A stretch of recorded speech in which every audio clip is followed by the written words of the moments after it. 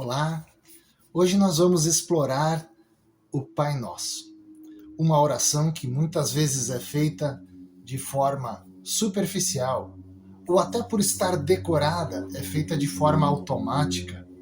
No entanto, a oração do Pai Nosso exige muita reflexão e nós vamos nos utilizar do Catecismo Menor na página 17, onde ali consta a oração do Pai Nosso. E esta oração do Pai Nosso, nós a fizemos em todos os cultos. E você também pode fazer em sua casa, com sua família, antes de dormir, após acordar, ou em qualquer momento que você achar importante na sua vida. Na página 18 do Catecismo, nós temos ali a explicação de Martinho Lutero, frase por frase. E agora nós vamos explorar bastante, refletir, nos aprofundarmos no que o Pai Nosso, a oração mais conhecida do mundo, quer nos dizer. Página 18 do Catecismo nos diz assim que temos a introdução da oração, que é a frase Pai Nosso que estás nos céus. O que significa isso? Deus quer atrair-nos carinhosamente com essas palavras para crermos que Ele é o nosso verdadeiro Pai e nós os seus verdadeiros filhos, para que lhe roguemos sem temor, ou seja, oremos a Ele sem temor, com toda a confiança, como filhos amados ao querido Pai. Nós temos toda a confiança de nos achegarmos diante do nosso Deus, assim como nós nos achegamos diante do nosso Pai, ou de nossos pais, ou nossos cuidadores. E a primeira petição, ou seja, o primeiro pedido é: santificado seja o teu nome. Lutero pergunta o que significa isto, e ele responde: o nome de Deus, na verdade, é santo em si mesmo, mas suplicamos nesta petição que seja santificado também entre nós. E isto acontece quando a palavra de Deus é ensinada clara e puramente. E nós, como filhos de Deus, também vivemos uma vida santa em conformidade com ela. Concede-nos isso, querido Pai do céu. Aquele, porém, que vive e ensina de modo diferente do que diz a palavra de Deus, profana o nome de Deus entre nós. Guarda-nos disso, ó Pai Celeste. Então nós pedimos que o nome de Deus seja santificado, que possamos tratar esse nome em mais alta honra, assim como diz o segundo mandamento: não tomarás em vão o nome do Senhor teu Deus, porque esse nome é santo, ele é perfeito. Nós precisamos utilizá-lo para invocar, para orar, para santificar. A segunda petição diz: venha o teu reino. E Lutero pergunta o que significa isso, e responde: o reino de Deus vem, na verdade, por si mesmo, sem a nossa prece, mas suplicamos nesta petição que venha também a nós. Então nós pedimos que o reino de Deus venha até nós. Imaginem, Deus, onde é que Ele está? Acima das nuvens? Escondido atrás de algum planeta? Acima da lua? Atrás do sol? O reino de Deus está na sua própria palavra. É por isso que, quando sucede isso? Quando o nosso Pai Celeste nos dá o seu Espírito Santo para crermos por sua graça em sua santa palavra e vivermos uma vida com Deus neste mundo e na eternidade. Esta foi a segunda petição. Agora, na página 19, temos a terceira petição.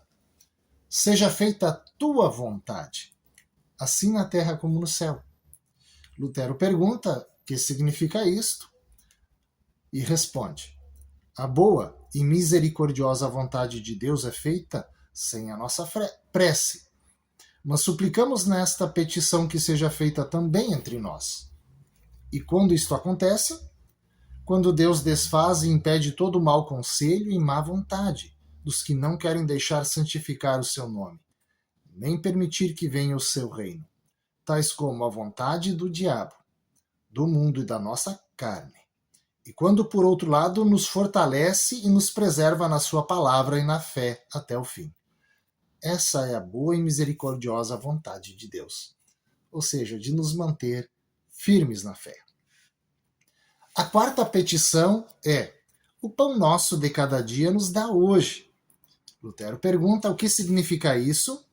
Deus, na verdade, dá o pão de cada dia, mesmo sem a nossa prece, a todos os homens, também aos ímpios, ou seja, aqueles que não creem em Deus. Mas suplicamos nesta petição que nos faça reconhecê-lo e receber com agradecimento o pão nosso de cada dia. Ou seja, todo mundo come o pão de cada dia. Mas quantos recebem esse alimento em gratidão?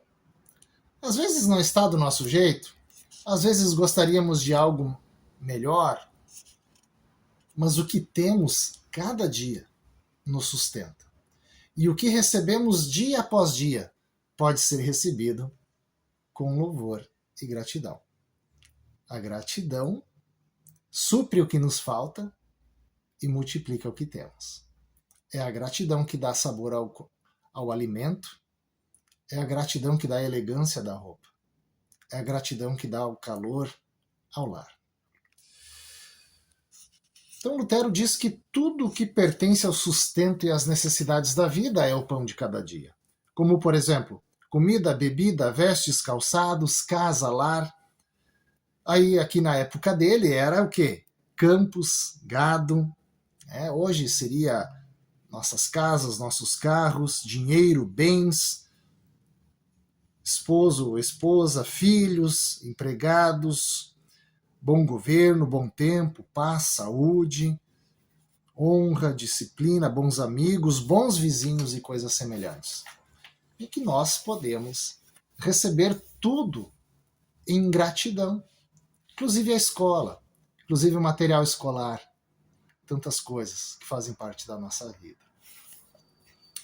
Na página 20, nós temos a quinta petição, que diz: e perdoa-nos as nossas dívidas, assim como nós também perdoamos aos nossos devedores.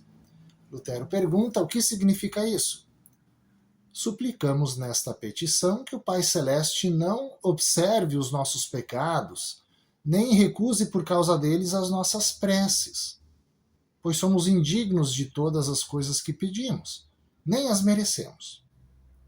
Mas ele nos concede por graça. Mesmo que pecamos muito diariamente, nada merecemos senão castigo. Da mesma forma, queremos nós perdoar de coração e de boa vontade e fazer o bem aos que pecam contra nós.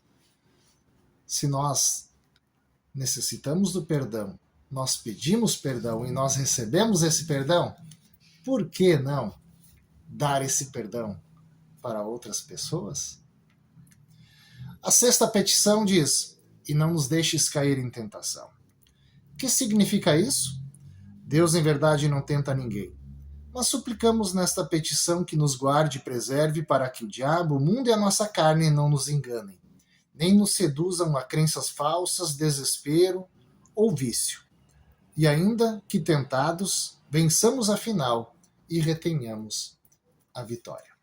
Seja o que for que aconteça na nossa vida, a graça de Deus é mais forte e nos sustenta. Sétima petição: mas livra-nos do mal. Lutero pergunta o que significa isso. E ele responde: suplicamos em resumo nesta petição que o Pai Celeste nos livre de todos os males, que afetam o corpo e a alma, os bens e a honra, e finalmente, quando vier a nossa hora derradeira, ou seja, a morte, nos conceda um fim bem-aventurado e nos leve por graça deste vale de lágrimas para junto de si, no céu. Então, parece às vezes que nós vivemos num mundo em que o mal é mais forte do que o bem, mas a nossa fé é mais forte do que o mundo, diz a Bíblia. E a conclusão, na página 21, diz: pois teu é o reino, o poder e a glória, para sempre. Amém. O que significa isso? Pergunta Lutero. Ele responde: Devo estar certo de que estas petições são agradáveis ao Pai Celeste e ouvidas por Ele, pois Ele mesmo nos ordenou orar dessa maneira e prometeu atender-nos. Amém. Amém. Isto é, sim, assim seja. Então, meus queridos, nós podemos, devemos, temos a oportunidade de orar o Pai Nosso. É uma oração completa para o corpo e para a alma. Podemos fechar os olhos. Podemos imaginar cada fatia de pão. Podemos imaginar o universo sem fim.